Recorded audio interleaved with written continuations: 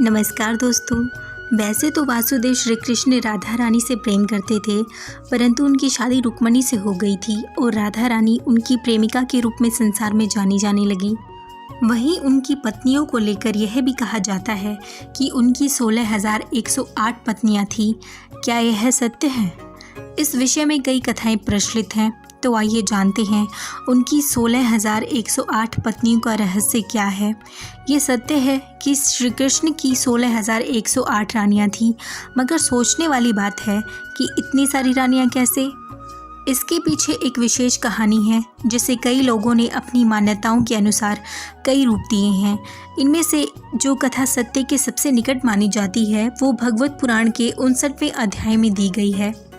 इस कथा के अनुसार भगवान श्री कृष्ण की मुख्य रूप से केवल 8 पत्नियां मानी जाती हैं।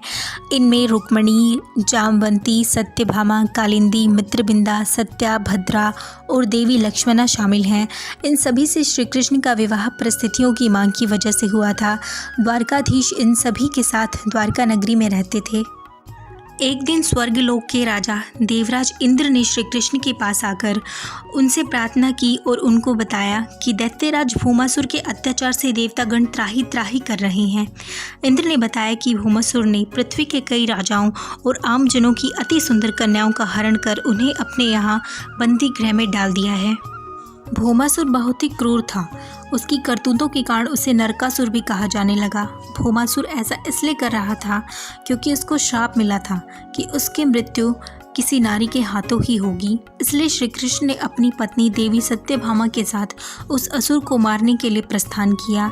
देवी सत्यभामा श्री कृष्ण के साथ उनके सारथी के रूप में गई और अंत में उन्हीं के हाथों उस असुर का विनाश हुआ।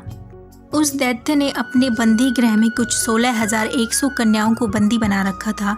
श्री कृष्ण ने उन्हें वहां से बाहर निकाला, लेकिन उन सभी कन्याओं के साथ एक बड़ी समस्या ये थी कि वे भौमासुर की सताई हुई थी और पीड़ित थी। वे सभी अपमानित, लांछित और कलंकित महसूस कर रही थी। सामाजिक मान्यताओं के चलते कोई भी इन नारियों को अपनाने के लिए तैयार नहीं था। राजकुमारियों ने श्री कृष्ण से कहा कि अब हमारे पास केवल आत्महत्या करने जैसा ही रास्ता बचा है। तब यह देखकर श्री कृष्ण ने उन्हें अपनी रानियों का स्थान देने की घोषणा की और वे सभी को अपने साथ द्वारका लेकर चले गए। वहाँ ये सभी कन्याएं खुशी से अपना जीवन व्यतीत करने लगी। वहाँ वे सम्मान पूर्वक और स्वतंत्रता से रहती और पूरा दिन भजन, कीर्तन और ईश्वर की भक्ति करती। भगवान श्री कृष्ण ने उन्हें अपनी रानियों का नाम दिया, लेकिन कभी उनसे वैवाहिक संबंध नहीं बनाया, क्योंकि श्री कृष्ण ने उनको अपनी रानियों का स्थान केवल उनका जीवन बचाने के लिए ही दिया था। एक कहानी यह भी प्रचलित है कि पिछले जन्म में 16,100 कन्याएं ऋषि मुनि थे। इन सभी ने कृष्ण को पति के रूप में पाने के लिए तपस्या की थी।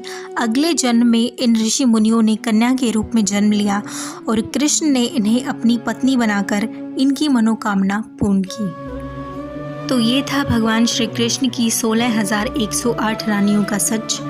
वीडियो अच्छी लगी हो तो लाइक करें, चैनल को सब्सक्राइब करें। जय श्री कृष्ण।